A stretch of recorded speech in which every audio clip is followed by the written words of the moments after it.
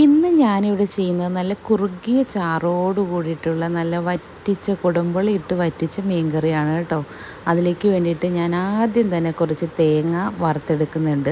ഇത് ഓൾറെഡി വറുത്ത് വെച്ചേക്കുന്ന തേങ്ങയാണ്. അതുകൊണ്ട് ഒരു അല്പം വെളിച്ചെണ്ണ തന്നെ ഒഴിച്ച് കൊടുത്തതിന് ശേഷം ഇതൊന്ന് ചൂടാക്കി എടുക്കുന്നുണ്ട്. അതിലേക്ക് നമ്മൾ മീൻകറിക്ക് ആവശ്യമായ എല്ലാ പൊടികളും ചേർത്ത് കൊടുക്കുന്നുണ്ട്. മുളക് പൊടി, മഞ്ഞൾപ്പൊടി, മല്ലിപ്പൊടി എല്ലാം കൂടെ ചേർത്ത് നന്നായിട്ട് ചൂടായ മാത്രം മതി, കരിഞ്ഞു പോകാതെ എടുക്കണം.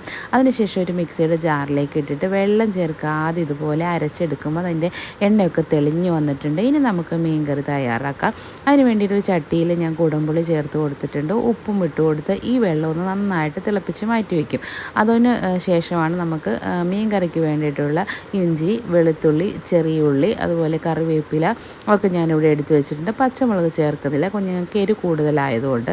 അതിനുശേഷം വീണ്ടും ഒരു പാൻ അടുപ്പയിൽ വെളിച്ചെണ്ണ ഒഴിച്ച് കൊടുത്ത് അതിലേക്ക് കുറച്ച് ഉലുവായ ചേർത്ത് പൊട്ടിച്ച് ഇഞ്ചി, വെളുത്തുള്ളി ചതച്ചത് ഇട്ട് കൊടുത്തു. അതിനുശേഷം കറിവേപ്പില, പിന്നീട് നമ്മൾ ചെറുതായിട്ട് അരിഞ്ഞു വെച്ചിട്ടുള്ള ചെറിയ ഉള്ളി, അല്ലെങ്കിൽ നമുക്ക് സവോള ചേർക്കുന്നതാണല്ലോ, അങ്ങനെ അതും കൂടെ ചേർത്തിട്ട് വഴറ്റി കൊടുക്കണം. നന്നായിട്ടൊന്ന് വഴഞ്ഞതിന് ശേഷമാണ് കേട്ടോ നമ്മൾ അരച്ച് വെച്ചിരിക്കുന്ന തേങ്ങയുടെ കൂട്ടും. ഈ ഒരു തേങ്ങയുടെ കൂട്ട് നമ്മൾ എപ്പോഴും ഉണ്ടാക്കി വെക്കുകയാണെങ്കിൽ പെട്ടെന്ന് നമുക്ക് വറുത്തരച്ച കറികൾ ഉണ്ടാക്കാനായിട്ട് സാധിക്കും. കേടുകൂടാതെ പുറത്ത് ഇരുന്നാൽ പോലും കേടുകൂടാതിരിക്കും. നന്നായിട്ട് നമ്മൾ ഈ തേങ്ങ വറുത്ത് വെച്ചാൽ മതി.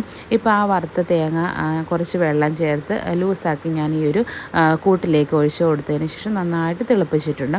ഇനി നമ്മൾ ഈ ഒരു കൂട്ട് ഓൾറെഡി നമ്മൾ ഉപ്പും പുളിയും കൂടെ തിളപ്പിച്ച് വെച്ചല്ലോ, അതിലേക്ക് ചേർത്ത് നന്നായിട്ട് ഇളക്കി കൊടുത്തതിന് ശേഷം ഇതൊന്നുകൂടി തിളപ്പിച്ചെടുക്കുകയാണ്. ഈ സമയത്ത് ഉപ്പ് പുളിയൊക്കെ നോക്കിയിട്ട് നമുക്ക് വേണമെങ്കിൽ ചേർത്ത് കൊടുക്കുക. അതിനുശേഷം ഇതിലേക്ക് മീൻ അങ്ങ് ചേർത്ത് കൊടുത്ത് വേവിച്ചിട്ട് എടുത്തു കഴിഞ്ഞാൽ നമുക്ക് നല്ല അടിപൊളി കുറുകിയ ചാറോട് കൂടി നല്ല ടേസ്റ്റി ആയിട്ടുള്ള മീൻ കറി റെഡിയായി കിട്ടും കേട്ടോ. ഇങ്ങനെ ട്രൈ ചെയ്യുന്നവരാണെങ്കിൽ തീർച്ചയായും പറയണം. ഒപ്പം തന്നെ ഈ വീഡിയോ നിങ്ങൾക്ക് ഇഷ്ടപ്പെട്ടെങ്കിൽ കമൻറ്റിലൂടെ അറിയിച്ച് ഒരു ലൈക്കും ഒരു ഷെയറും ചെയ്തൊന്ന് സപ്പോർട്ട് ചെയ്യണേ. ഫോളോ ചെയ്യാൻ അല്ലെങ്കിൽ സബ്സ്ക്രൈബ് ചെയ്യാനും മറക്കരുതേ. താങ്ക്